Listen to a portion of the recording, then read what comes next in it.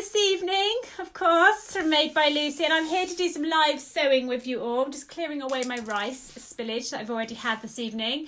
And I'm coming on tonight to show you how to make these rather adorable little fabric weights, these little triangle ones.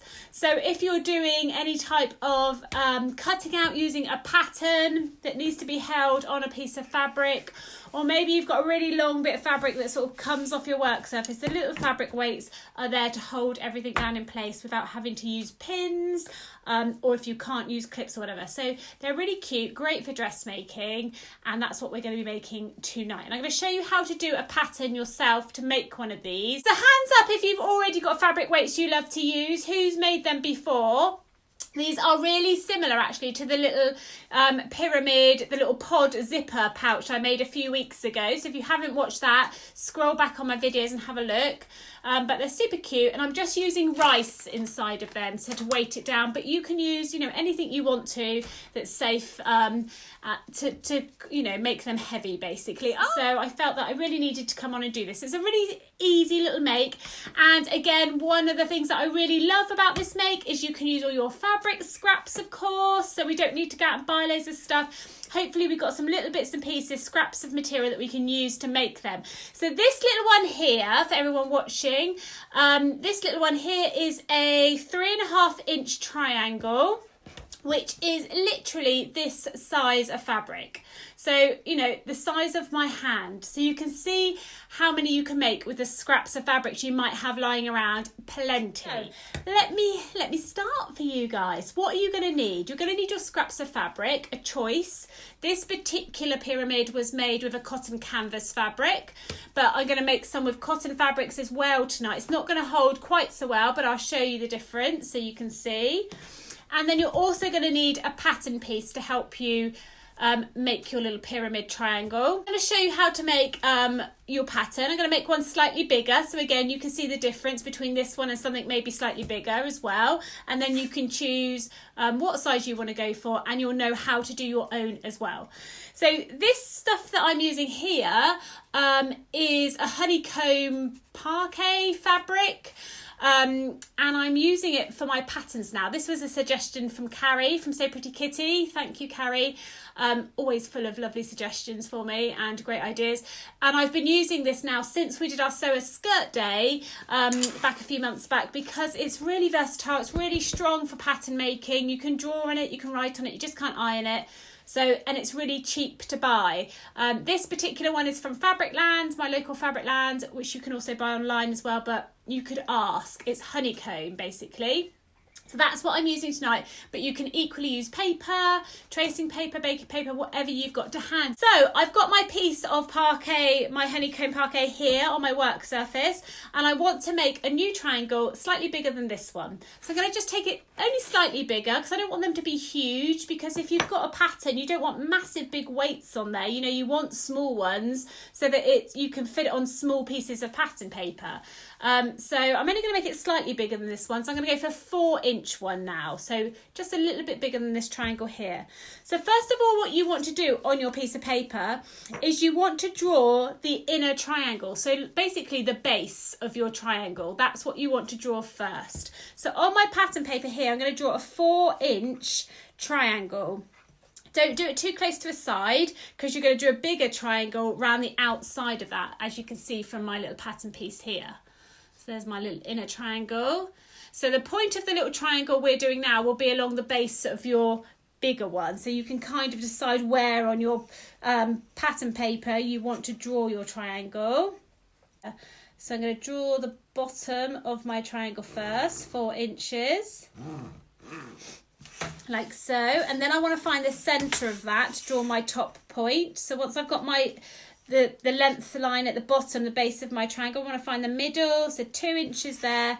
I'm just going to fold my parquet in half, and the great thing about this as well is you can see through it. So just like pattern paper, you can see through it. I'm just going to line up that bottom line that I've just drawn in half up to the top, and that will give me my centre point at the top for my triangle.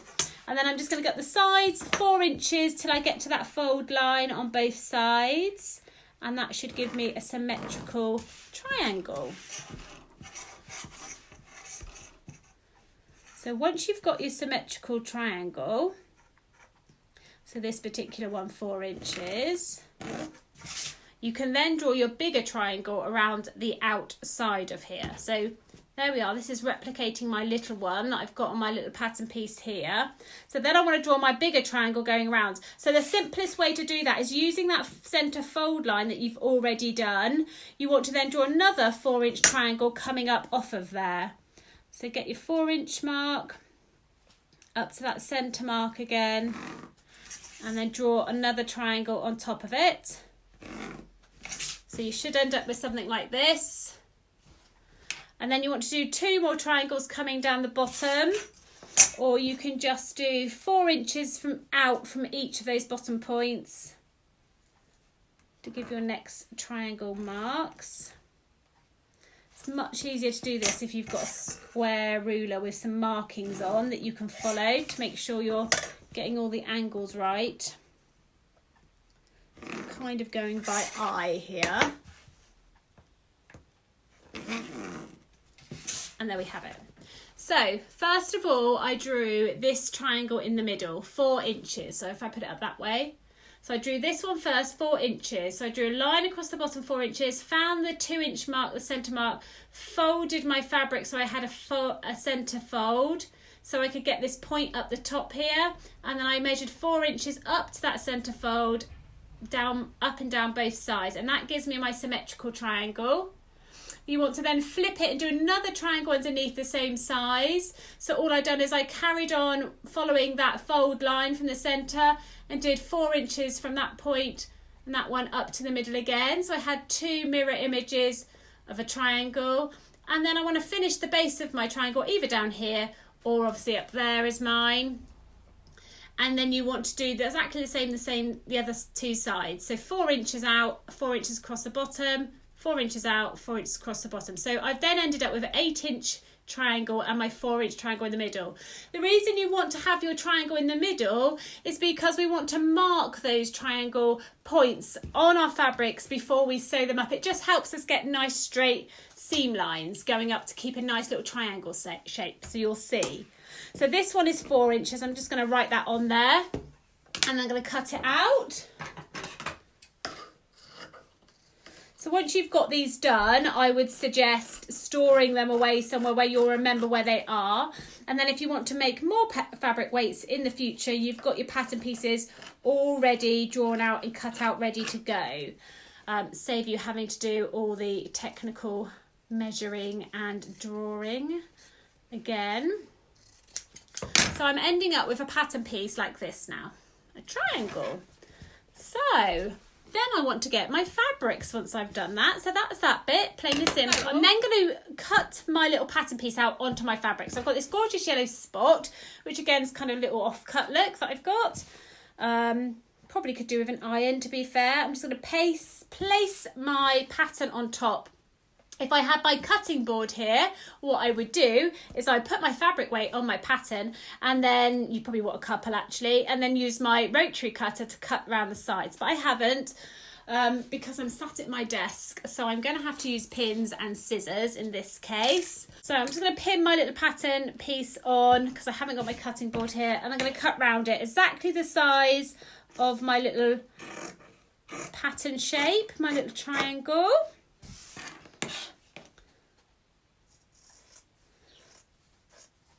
So everybody's been making some amazing stuff again. Loving seeing everybody's projects. That's super. So thank you so much for sharing in the group when you guys are making things. And also thank you so much for everyone being so supportive towards each other. I love that. It's brilliant. That's, you know, what it's all about, is giving people inspiration and then supporting what they're making, giving them lots of lovely feedback and encouragement. That is what it's all about. It's all about fun and feeling supported, basically. So hopefully you can all feel that from the group. So I've cut out my little triangle there. Just move my pin cushion in. So I've cut my pattern out now onto my fabric. This is on the wrong side of my fabric, is now facing my pattern piece. And what I want to do is just make a little mark on my fabric at each of those 3 points of my inner triangle. So just with my pen, You could use obviously a tailor's pencil. I'm just going to keep my pattern piece on top of my fabric and just draw a little mark at those 3 points of my inner triangle. Like so. So you can see there's a little mark there, there's a little one down there, and there's another one up here. So that's the 3 inner points of the inner triangle. So I've done that on my little fabric piece, and then we're going to sew it together. It's easy as this. So we're going to sew 2 sides of our triangle, completely closing them. So what we're going to do is we're going to find one of our little marks, we're going to fold it at the little mark in half, and then we're going to line up the raw edges here. So you basically fold at the little mark you've made and line up the raw edges. And then I'm going to sew from this top open bit down to that folded bit where my little mark is, all the way down. So I'll just show you again. There's my triangle. I find one of my marks, I fold it on that little mark.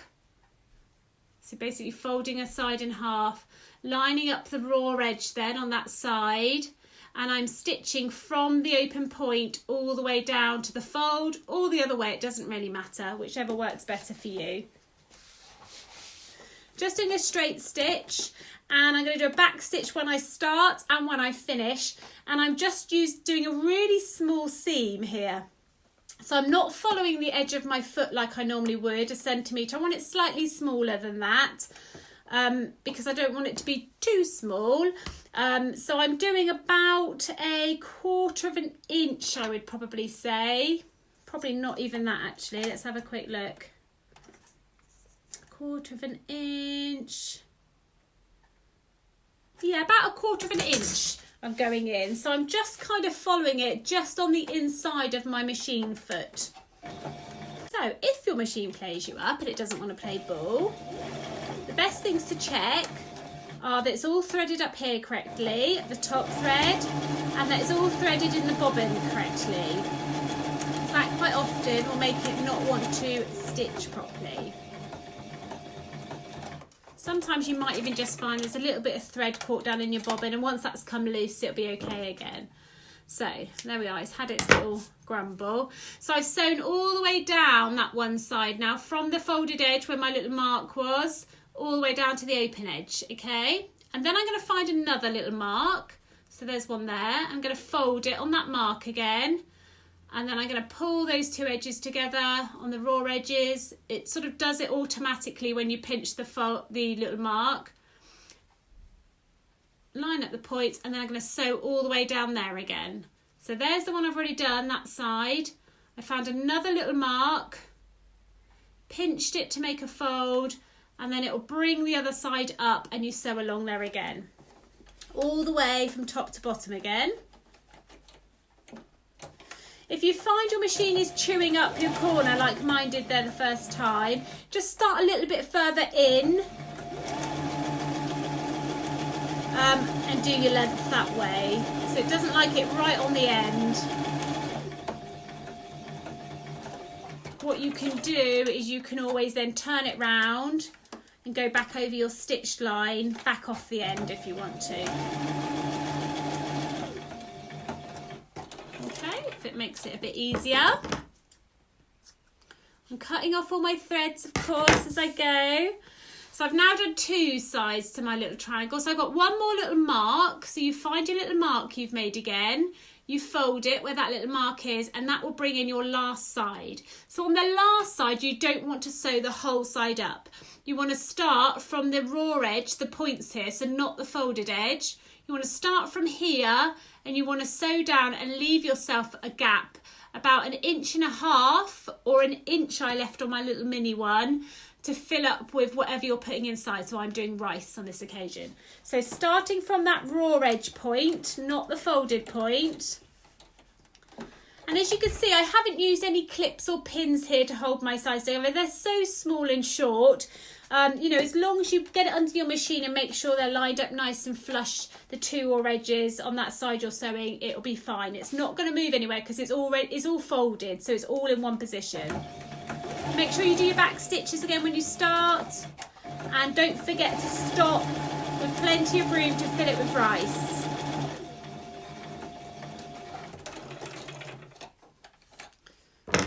There we go.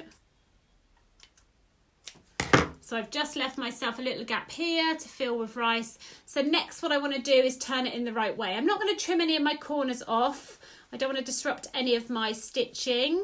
So I'm just going to turn it in the right way through that opening. I'm going to use my trusted chopstick to help me poke my corners out. Like so. So there we are. I've poked my corners out. You can see the bottom of my weight now is that lovely triangle shape, and then I've got my gap which is at the top of my triangle here. So there we are, it's come together already just like that, super quick. So he is ready to fill with rice now. So this is always my challenging bit on live video. It normally goes everywhere. I'm slightly more organised tonight. I've got a tray and I've got my jug up here, so at least the rice is going to land in the tray, not all over my work surface or in my sewing machine. Yeah, I'm learning, you see, from my mistakes. So I'm just going to hold the little triangle in my hand. This also is probably a good opportunity to grab somebody to help you. So if you've got someone who's watching telly, you know, get them up off a sofa and they can come and hold these for you, because two pairs of hands is much easier when trying to fill a tiny little triangle with rice. So here we go, fill this up, and you want to fill it up nice and plump because you want it to be fairly heavy as you can get it. So other suggestions, lady, pop some other suggestions in the comments of what we could fill our triangles with. Let me just have a quick look. Lucy, could you say hello to my sister? Hello, Shirley. What's Andrea said? How about you? Yes, definitely a funnel, Andrea.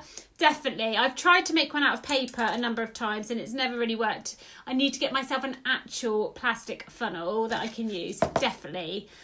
Yes. Any other suggestions though? What you could fill your little pyramids with? I like rice because, oh, there we go. I know it's safe. It's cheap to buy. It's easy to buy. You can get it in the supermarket. And once you've got a bit in there, it is fairly heavy, definitely. Let's have a look. Get a piece of card and roll it like a funnel. I have done that before, Kate. It doesn't work for me. I don't know. I probably don't do it right, probably. Karen, what about lentils? Yes, lentils. Hello, Charlene. Yes, lentils, definitely. That would work as well. So just put some more rice in.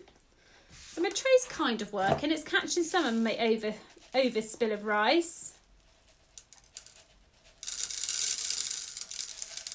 So pushing my rice down, let me move that out of the way, pushing my rice down into the corners as well so it's nice and plump. And then I want to fill him up as much as I can. I'm almost there. Luckily he's small. Don't have to put too much in without looking. Oh. So the last bit's probably the hardest because it starts to close up a little bit, so you might want to try and push them in. So be prepared for mess at this point, that's all I'm saying. So as much as you can fit in there. There we go. Right, so I think he is probably as full as he's going to get now. Right, so now I've got him. All we've got to do now, all that's left to do is just close up that little opening, which we're going to do by hand. There's no way you're going to get that into the machine. Don't even attempt to get it under the sewing machine. Your rice is going to spill out all into your machine. This has got to be hand sewn, I'm afraid, for ladies that don't like hand sewing. So again, what you could do if you wanted to is you could make up a whole batch of them, fill them up, sit them aside, and then do all your hand sewing afterwards, watching the telly maybe. So all I'm going to do is hand sew my little triangle up, and then I'll show you the difference in the sizes, and we're pretty much done. These are so easy to do. You could literally make a project, and whatever you've got left fabric wise, just whip one of these up each time you're making something, and in no time you'll have a little army of fabric weights.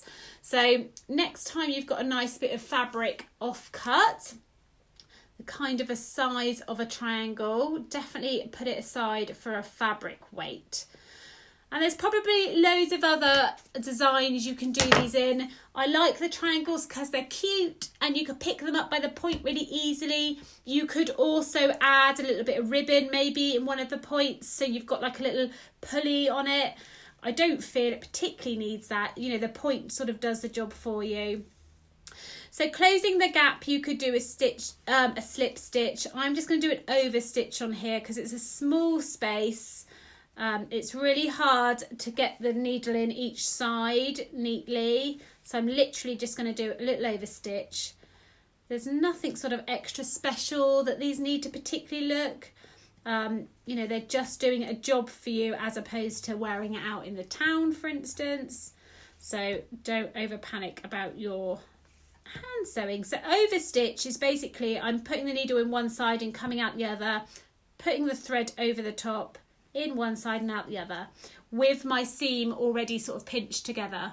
So it means I can keep all the rice in there neatly. I can keep the seam nice and flush and tight together as I stitch up. And that is then it.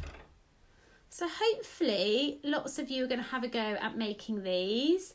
I know there's lots of dressmakers in the group now. It's lovely to see. And people that are sort of attempting to do slightly more adventurous projects, bag making and things. So these will be perfect for any of those projects. Any project, in fact, you know, anything you're needing to hold your fabric nice and still and potentially a pattern on top. So when I get to the end of my hand stitching, what I normally do is I put my needle through, and before I close up that loop, I just thread my needle back through and pull it tight, and it ties a knot. I normally do that a couple of times, and then I'll chop it off nice and close. And there you have it. There you are, all stitched up. No rice is going to come out now. That is the 4-inch one, and that is the 3.5-inch one. So you can see there is a little bit of difference there. This is a cotton canvas. This is a cotton, although it's a slightly thicker cotton, but it's still cotton fabric. So whatever scraps you've got, have a go.